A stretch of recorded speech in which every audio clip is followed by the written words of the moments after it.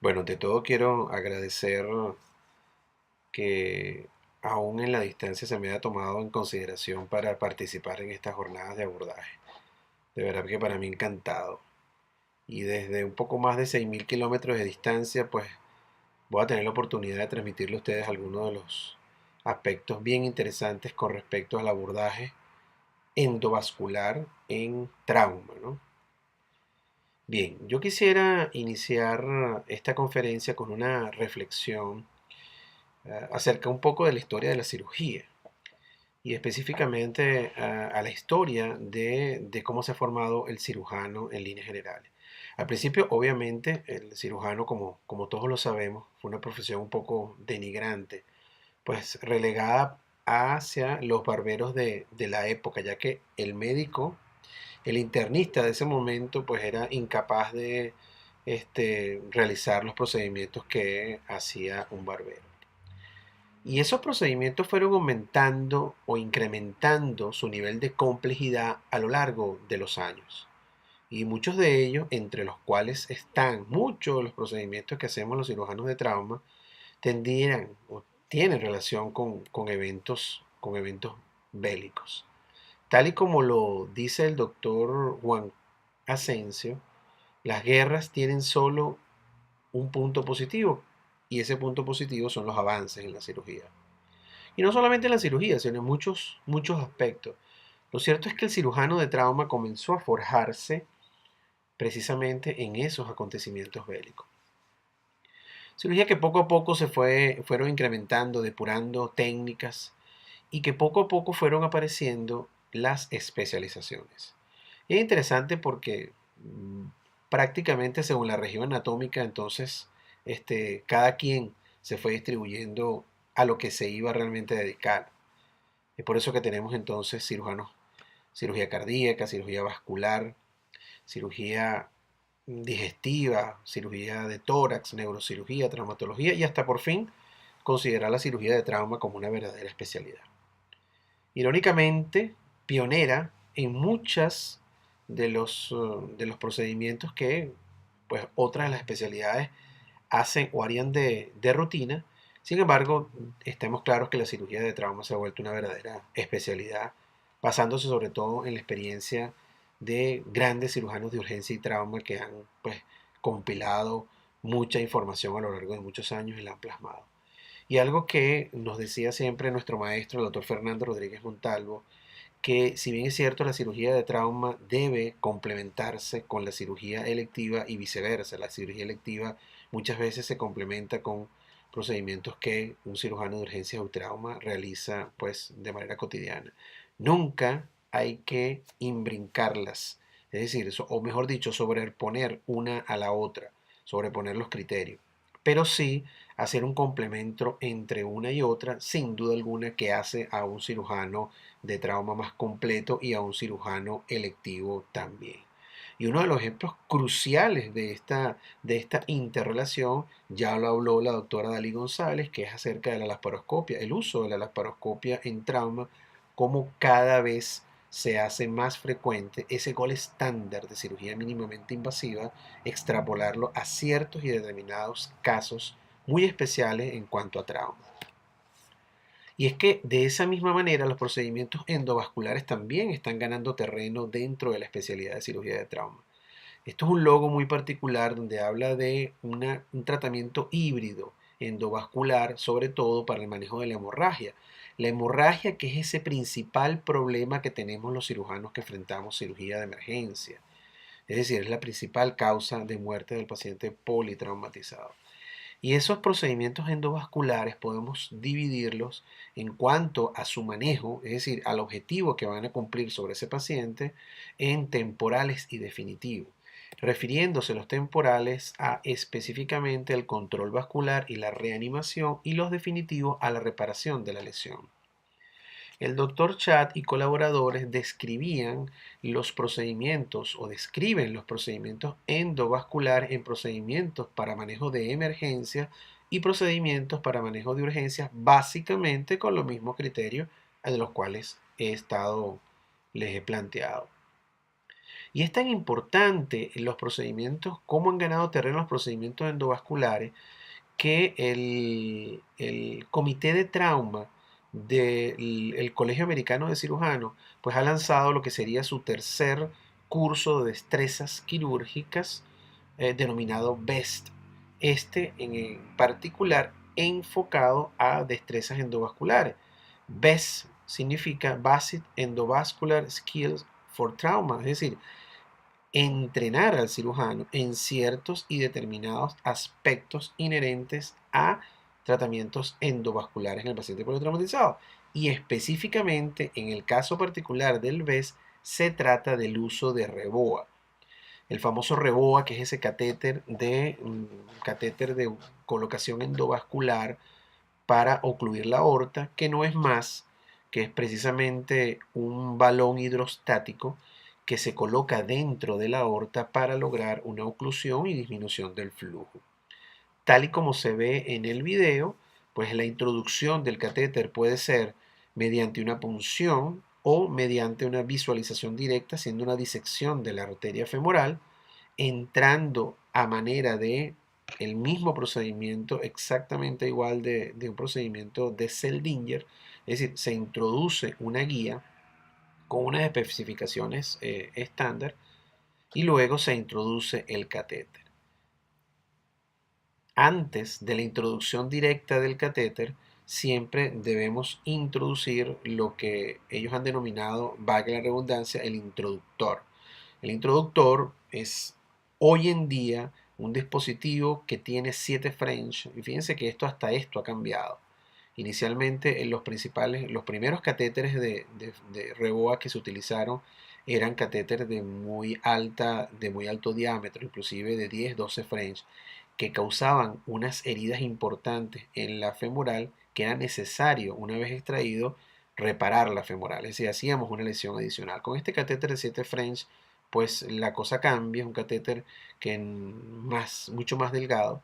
Y fíjense que luego de aplicar el introductor y siguiendo los pasos inherentes a la técnica propiamente, pues se introduce ese balón previamente realizado un cálculo de la longitud para establecer dónde va a ser colocado.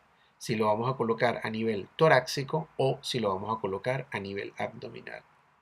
¿Cuál es el objetivo del catéter? El catéter se infla dentro de la luz del vaso y esto evidentemente produce dos cosas. En el caso del tórax, disminución técnicamente del sangrado hacia el abdomen y favorecer una circulación mucho más apropiada a estructuras vitales como es estructura cardíaca y cerebro. Y también ese catéter puede ser inflado a nivel de pelvis, produciendo un control bien expedito de la hemorragia. Por lo tanto, cuando hablamos de REBOA, hablamos de control de la hemorragia inicialmente. Y es tan importante ese control de la hemorragia que ese control de la hemorragia vaya de la mano con una adecuada resucitación. De hecho, inicialmente las siglas de REBOA significaban retrógrado endovascular balloon occlusion of the aorta. Hoy en día la R, en vez de significar retrógrado, significa resucitativo. Es decir, que el balón se entiende entonces el concepto de la utilización del balón como un concepto de control de la hemorragia y, y que ayuda, favorece a la resucitación de ese paciente. Dentro de los detalles técnicos, pues existen múltiples catéter que han ido variando a lo largo del tiempo. Los últimos catéter, como lo dije anteriormente, son mucho más delgados, de 7 French, y que algunos de ellos tienen inclusive sensores para establecer exactamente cuál es la presión arterial en la punta del catéter. Es decir, que no solamente es un catéter simple con un balón, sino que además de eso es un catéter que puede ser, puede registrar la tensión arterial de ese paciente al momento de la colocación. ¿Dónde se coloca el balón? Se han establecido zonas a raíz del objetivo de la localización del balón, una zona 1 que está por encima del diafragma, una zona 2 que está entre el diafragma y distal a las arterias renales, y una zona 3 que está por debajo de las arterias renales y por encima de la bifurcación de la aorta. Allí vemos pues en la imagen pues la representación de las dos localizaciones en las cuales ha sido factible: la localización en zona 1 torácica y la localización en zona 3 o pélvica. Está contraindicada la localización del catéter en zona 2 porque obviamente en esa porción de la aorta nacen estructuras vasculares sumamente importantes como lo son las mesentéricas, y eso puede ocasionar un trastorno isquémico abdominal. Vamos a hablar un poco al respecto. ¿Cuál sería el protocolo que ha sido instaurado y que aún se mantiene vigente para la inserción y la colocación del REBOA? Lo primero es tener un paciente hipotenso con un evidente trauma abdominal que no responde a la reanimación con líquido, y que ese paciente nosotros le hagamos una inserción previa del catéter del introductor del REBOA. ¿Qué es lo importante? Precisar si ese paciente tiene o no una lesión de la aorta. Si ese paciente tenemos sospechas de lesión de aorta, la utilización del REBOA está proscrita, es decir, no se puede utilizar el catéter de REBOA.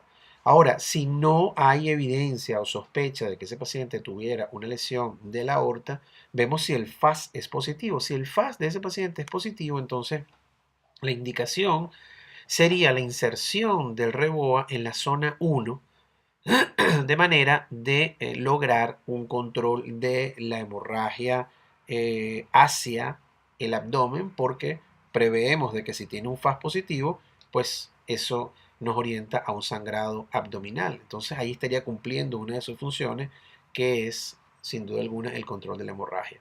Si el FAS da negativo, el otro paso es nosotros identificar si ese paciente tiene una lesión, una fractura de pelvis o una lesión de pelvis, es decir, o si el problema hemorrágico del paciente se encuentra relacionado con la pelvis. De no ser así, igualmente ese catéter se vuelve a insertar en zona 1, porque estaríamos hablando precisamente de un control de la hemorragia. Ahora, si nosotros sospechamos que ese paciente tuviera una lesión a nivel de la pelvis, pues la inserción de catéter entonces sería en zona 3.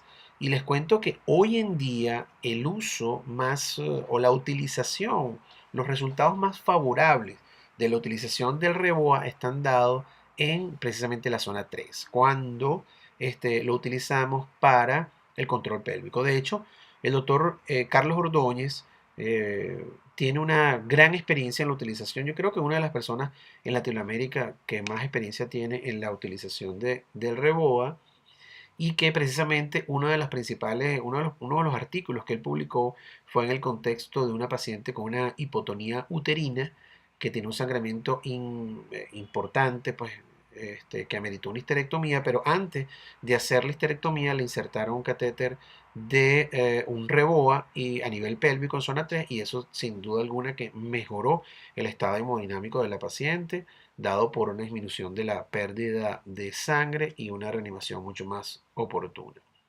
Lo cierto es que nos tiene que quedar claro que el REBOA tiene precisamente el objetivo de controlar la hemorragia, y cuando es a nivel de zona 1, además de controlar la hemorragia, pudiera ser sustituto de la toracotomía resucitadora, y específicamente del clampiamiento torácico transverso que hacemos cuando hacemos la toracotomía resucitadora.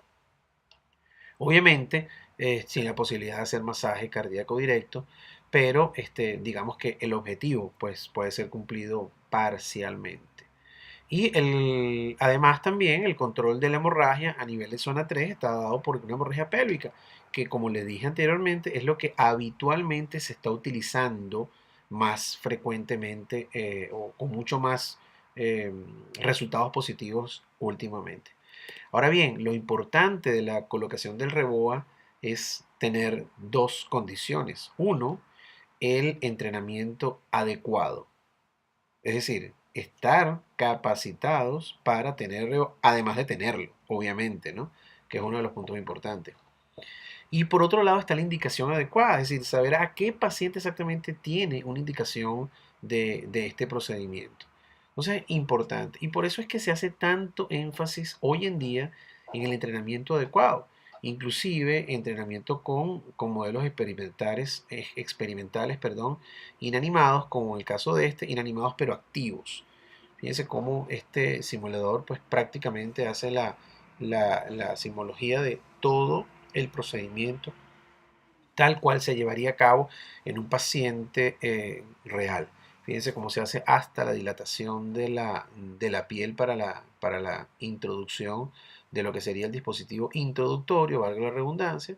Fíjense cómo se está colocando en ese momento, se está dilatando y colocando a través de la femoral, se saca el guiador, se corrobora que se está en vía, fíjense cómo sale, y luego obviamente se pasa el catéter. El catéter se pasa previamente, como lo dije también anteriormente, habiendo medido la distancia, dependiendo de la zona a la cual yo decida colocarlo, según el criterio que tenga el paciente.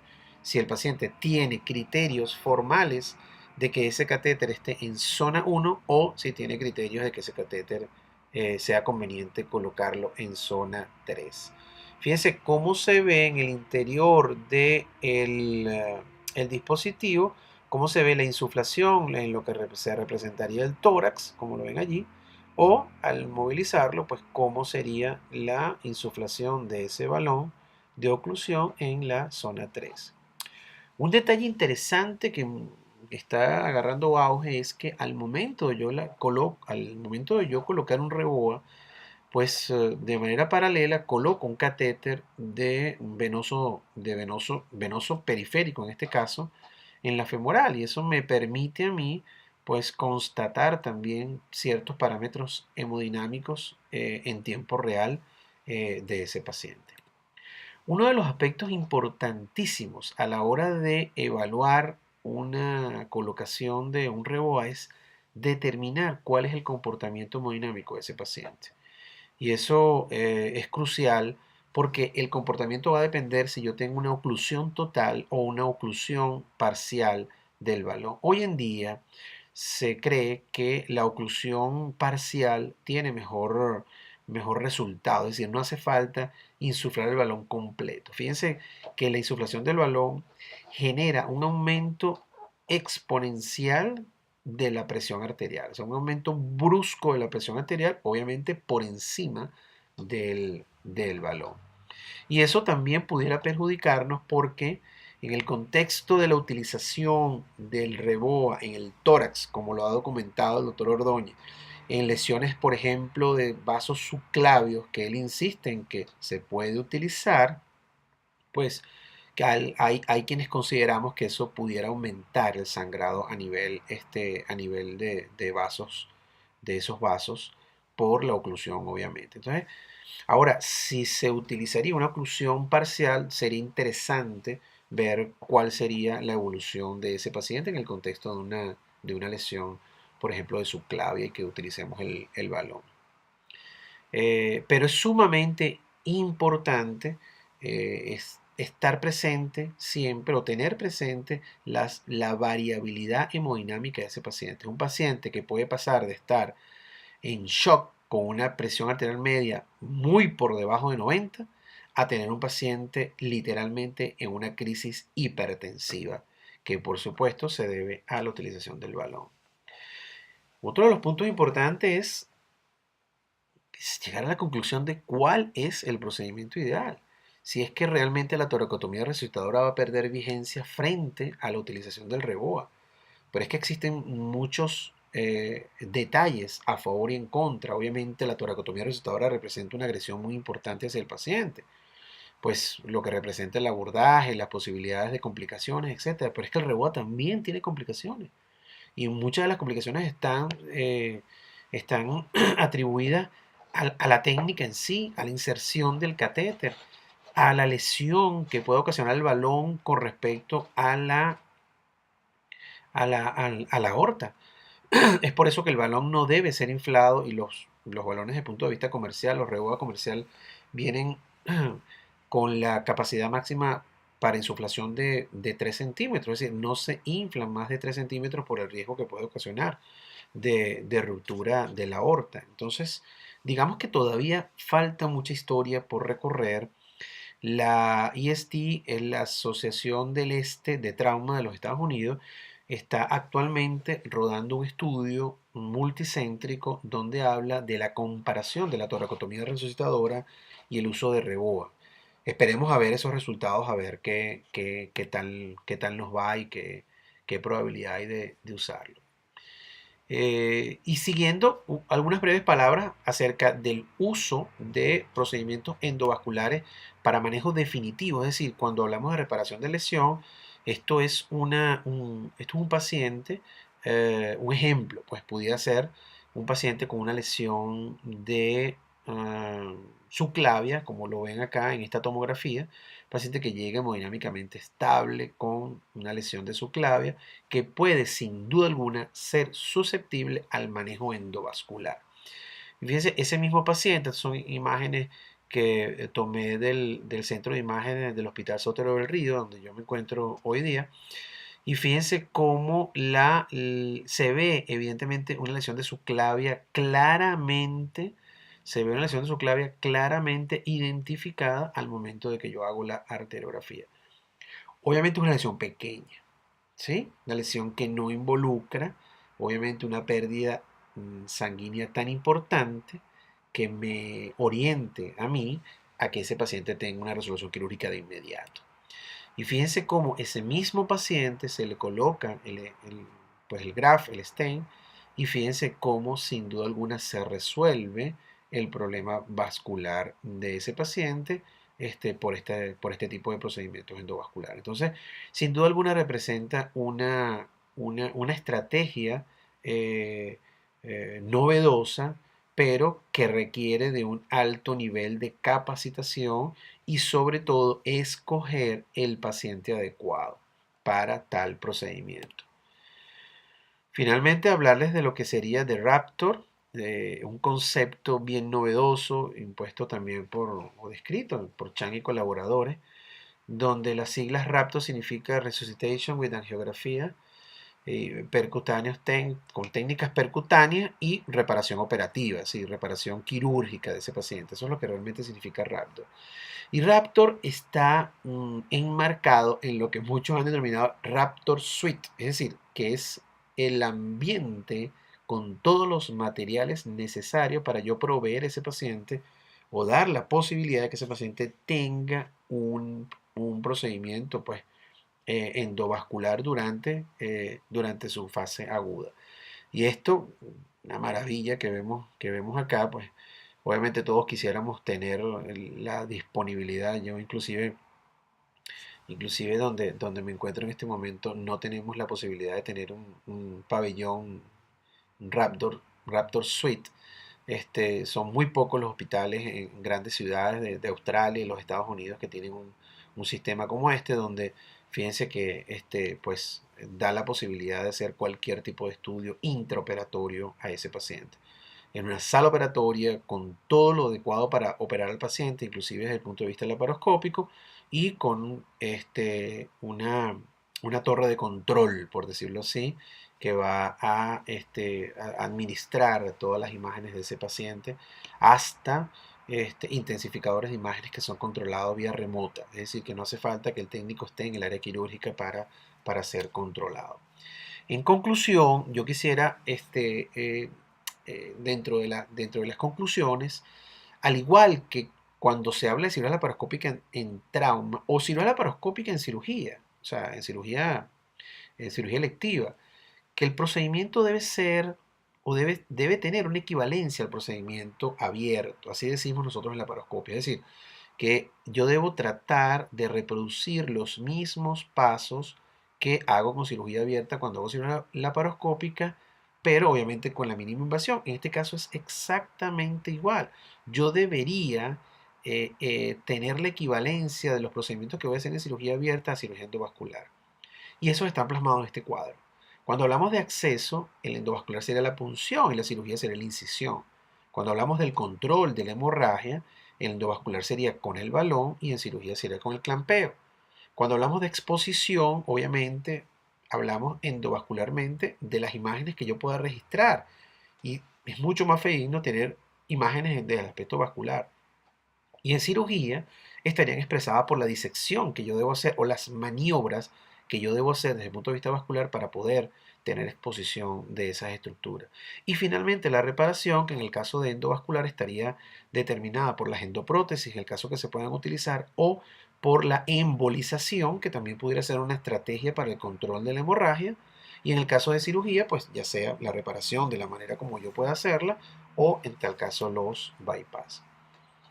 Quisiera terminar con unas reglas que son realmente del doctor Matos, donde dice su regla uno en este tipo de pacientes, encontrar el sangrado lo más pronto posible y controlarlo, ¿sí? Como regla fundamental a la cirugía de trauma. La regla número 2 habla de no producir un nuevo sangrado o no convertir pues esto en un problema y mucho menos crear problemas nuevos. ¿Ok? La tercera regla, bien, ¿verdad que bien interesante, es que cualquiera que no cumpla las reglas anteriores, pues considere que está haciendo las cosas muy mal. Es decir, que el control, la ubicación y el control de la hemorragia y no ocasionar una hemorragia adicional, pues sería una condición fatal para ese paciente. Y la última regla, digamos la más básica de todas las reglas, pues consiste en que un paciente que esté sangrando, pues muy probablemente termine en pabellón. Y eso es algo que se debe tener presente. No se debe retrasar un paciente por ningún concepto cuyo sangramiento sea constante. Es decir, no debemos perder tiempo en este paciente.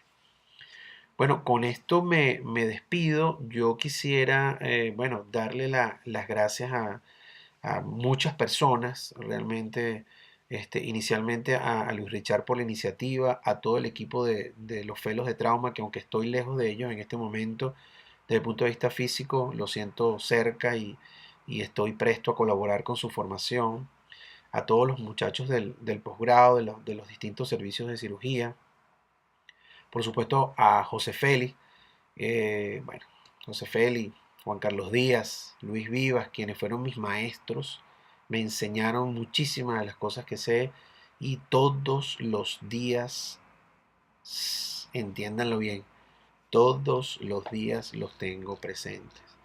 Aquellos quienes fueron mis compañeros de lucha, la doctora Adalí González, sin duda alguna representa, y todos mis compañeros del servicio, representan una-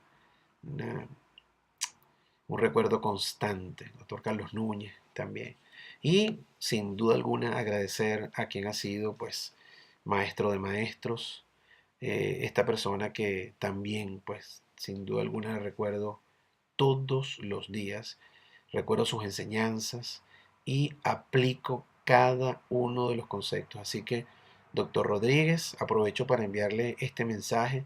Siéntase complacido, doctor, de que usted ha sido pionero en la educación en trauma y en cirugía del país y que esa educación, por las circunstancias del país, sin duda alguna ha trascendido las fronteras.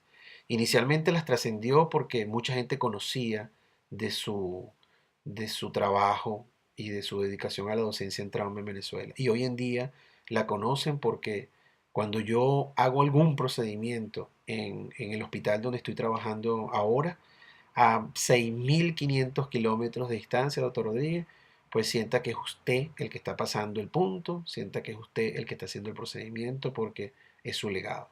Así que muchísimas gracias y gracias sin duda a todos por la atención.